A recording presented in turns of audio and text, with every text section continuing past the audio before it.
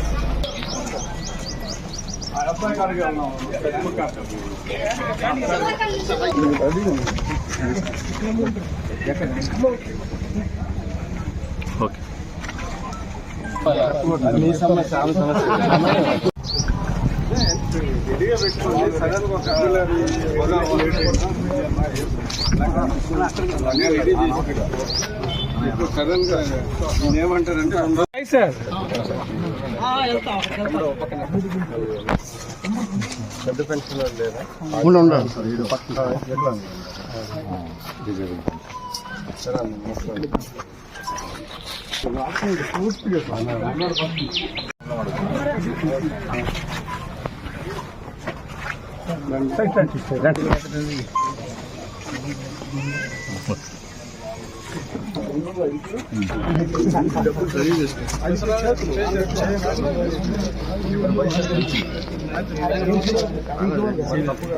phone